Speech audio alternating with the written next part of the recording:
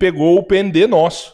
O Plano de Desenvolvimento Nacional deles é uma cópia do nosso plano.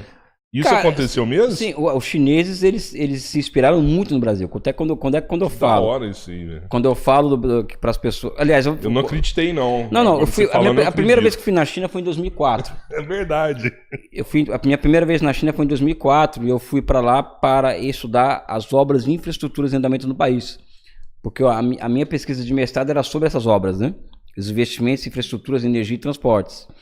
Então, por exemplo, vários lugares que eu fui, por exemplo, a usina de Três Gargantas, que é a maior usina hidrelétrica do mundo, fui lá visitar a usina. Então eu ia lá para entrevistar as pessoas, né? Só que eu acabava sendo entrevistado, por quê? Porque os chineses estavam me perguntando como vocês conseguiram fazer ponte Rio-Niterói, usina de Itaipu, Tucuruí, metrô de São Paulo, tudo ao mesmo tempo, com tecnologia brasileira, né? Então eles se inspiraram muito no modelo brasileiro, sim, isso é verdade, isso é um fato. E isso é bom que você fale, que deixe bem claro para quem acha que o Brasil é uma porcaria, que o Brasil não passa uma expressão geográfica, que esse país não tem passado, não vai ter futuro, não. O país que mais cresce no mundo hoje, aquele que entrega possibilidades para o resto do mundo, se inspirou no Brasil, muito no Brasil, né? Que é a China, né? Que doideira isso aí. Pô, desculpa, Elias, eu realmente não acreditei, né? Não, mas é normal não acreditar, né? É foda. Muito mais do que isso, o Brasil, ele exportava café para a China em troca de petróleo. A China foi o nosso terceiro maior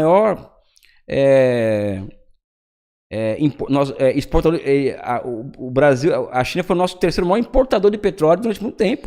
A China.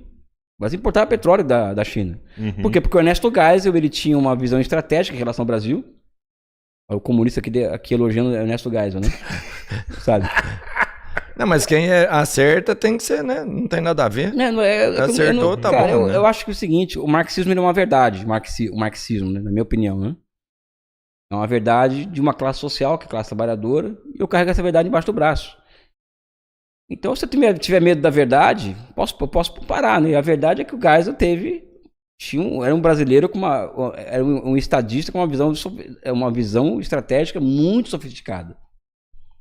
Então, quando ele percebe que o Brasil tem um problema muito sério de balanço de pagamento, causado pelo petróleo, porque o Brasil importava muito petróleo e teve o choque dos preços em 73, ele começa a buscar diversificar os nossos parceiros comerciais. E para onde que ele olha? Para os países socialistas, inclusive.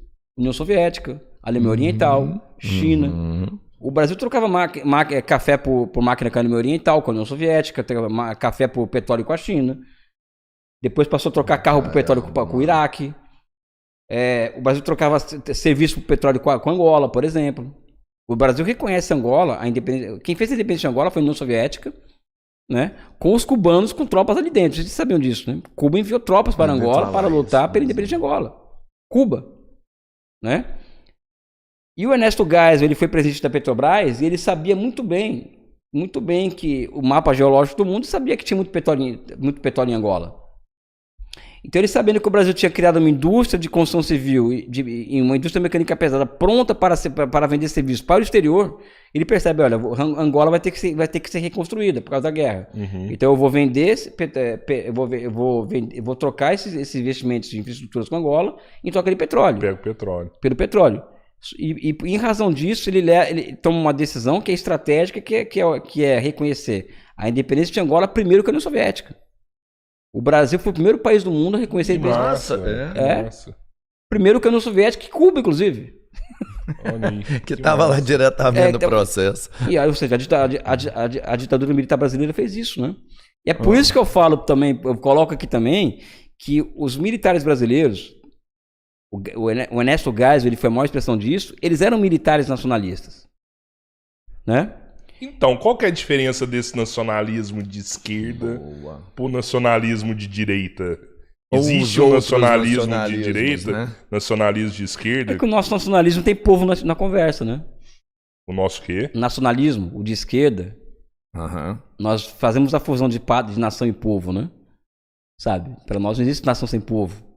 Para a direita pode existir nação sem povo. Entendeu? Essa que é a questão. O nacionalismo de direita, ele valoriza a soberania nacional, mas para um grupo menor. Não. Para os militares brasileiros, o Ernesto Geisel, esse pessoal todo, evidentemente que o Brasil, que eles tinham um projeto de país, do qual concordo com muitas coisas, inclusive, O Brasil potência, o Brasil como potência industrial, um país como potência energética, um país como potência militar. Existia esse projeto, essa ala do Ernesto Geisel, por exemplo, só que eles estão um pouco se importando com o povo, né? Sabe, com a vida do povo, sabe? Esse é o ponto. O nosso nacionalismo também quer isso, que o Brasil seja uma grande expressão produtiva, financeira, militar, mundial, de forma que, veja bem, aí vem uma outra diferença. O Brasil se utilize dessa capacidade, da sua potência, para exigir que o mundo seja regido por princípios de multilateralismo e paz, né? Por exemplo, que o Brasil use a sua força no cenário internacional para ajudar a impedir que o povo palestino continue passando por esse genocídio que está acontecendo hoje. Ou seja, um país poderoso militarmente, empresarialmente, financeiramente, capaz de investir no mundo inteiro, de intervir fora do nosso território em termos de investimento e tal. É um país que pode exigir muita coisa no mundo, né? Exigir a paz mundial. Nós usamos a nossa força enquanto país, enquanto nação, para defender os países pobres contra o imperialismo, contra o colonialismo. Ou seja, nós temos uma força em prol dos países pobres, né? Em prol dos BRICS, por exemplo, em prol do Sul Global. Esse é o nacionalismo de esquerda. É o nacionalismo que vê a nossa contribuição. Nós vamos contribuir muito para o futuro da humanidade, mas para isso nós temos que ser fortes e defender a nossa soberania. Até porque você não ama quem você não se ama, né? O nacionalismo de direita não é dessa forma, né? Eles não têm nenhum conceito definido de nacionalismo, né? De forma que nos entregue uma consequência prática como essa que eu estou entregando aqui. Eu sou nacionalista porque eu penso, porque primeiro que eu tenho um amor incondicional ao povo brasileiro. Eu tenho orgulho de ser brasileiro, né? Eu tenho orgulho mesmo de ser brasileiro, de ir para fora falar que nasci no Brasil. E eu tenho na minha cabeça muito claro o seguinte: eu sou humanista, né? Então eu tenho comigo uma solidariedade com o sofrimento dos povos do mundo muito grande, dos povos pobres, dos povos colonizados. Só que a forma que eu tenho de entregar a minha solidariedade de fato a esses países não é fazer um discurso contra Israel, contra o imperialismo, um discurso vazio, e sim construir um país forte o suficiente e poderoso o suficiente para jogar peso em prol desses países no mundo. Então essa é uma diferença muito clara entre o nosso nacionalismo deles também. Você tem um medo que as pessoas confundam esse nacionalismo? Eu vejo também na internet muitas pessoas confundindo o nacionalismo com nazismo, viés fascista, assim, não, sabe? É outra coisa. O nacionalismo dos povos da periferia, os países da África, por exemplo, está tendo uma onda de rebeliões nacionalistas na África. Só que são rebeliões que são de qual caráter? Anti-imperialista, ou seja, estão expulsando bases militares francesas, exigindo que a França pague o preço justo pelos minérios que eles compram desses países, etc, etc. Ou seja, são etc, etc. Então é um nacionalismo anti-imperialista. O meu nacionalismo tem um caráter anti-imperialista. Sim. Anti-imperialista e de aliança incondicional com os povos oprimidos do mundo. Não é um nacionalismo racista como o do Trump, como o dos europeus. Esse é o fascismo, né? A suposição de que existem raças superiores e raças inferiores, né? O americano se acha uma figura superior. O nórdico, o ocidente coletivo, eles olham para a China, para o Brasil, com a mesma cosmovisão que eles observam os negros, os índios, sabe? Uhum. É totalmente diferente. O nacionalismo deles é xenófobo. O meu nacionalismo não. E eu sou um nacionalista brasileiro. Como já disse aqui, eu sou um nacionalista revolucionário, eu sou um nacionalista de esquerda. E o que me permite ser um internacionalista consequente é justamente ser um nacionalista. É que eu vejo hoje no Brasil, nacionalista, por exemplo, que tem uma preocupação em realmente cuidar das minorias, em realmente tirar as pessoas daquela situação, né, e trazer dignidade para todos, acabar com a extrema pobreza. Claro. Eu vejo nacionalistas levantando essas bandeiras. Ao mesmo tempo que eu vejo nacionalistas no Brasil hoje falando que a gente tem que sentar o dedo aí e matar bandido e acabar com quem tá no presídio e sabe?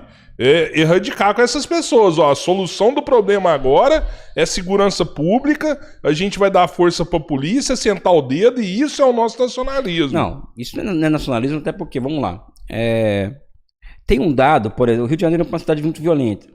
Isso.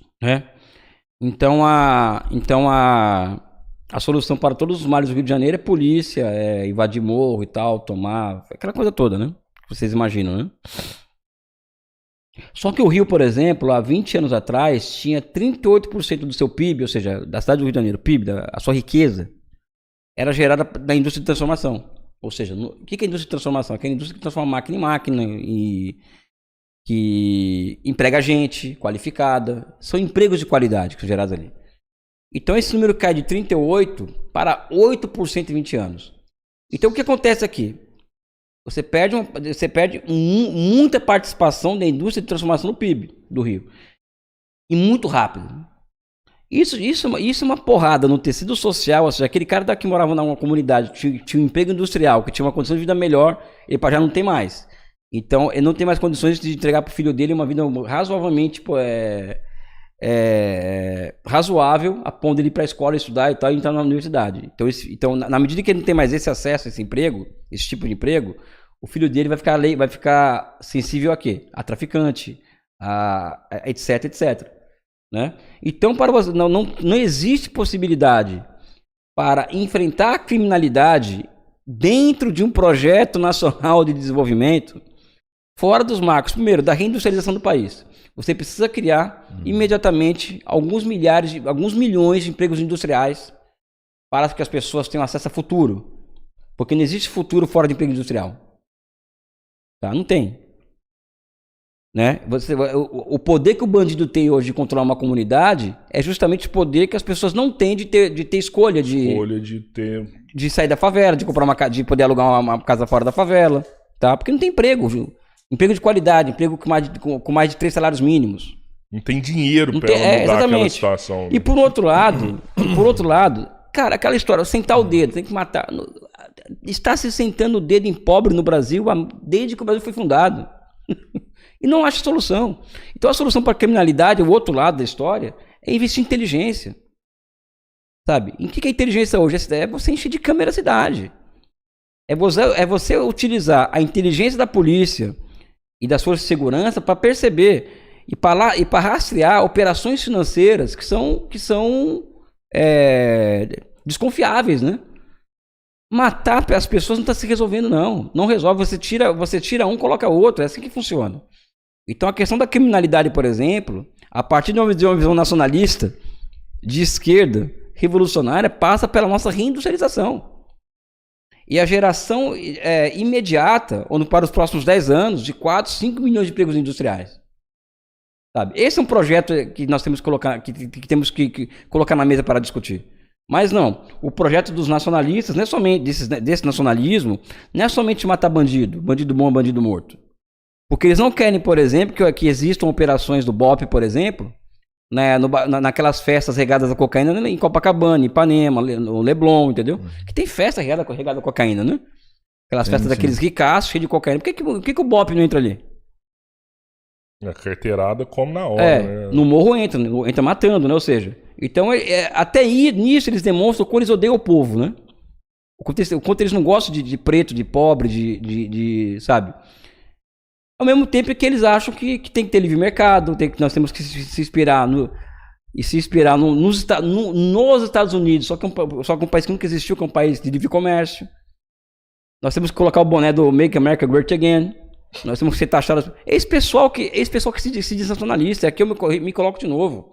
A minha luta política hoje é para desmascarar esse pessoal e mostrar o caráter antinacional e antipovo dessas pessoas. Eu só acho que existe possibilidade para a esquerda brasileira enfrentar o bolsonarismo e ganhar do bolsonarismo, né? A partir da compra de um outro, a partir da venda de uma outra narrativa, como eles gostam de dizer, né? Sabe? Partindo do pressuposto de quem é brasileiro e quem não é. Quem defende a nação brasileira e quem não defende.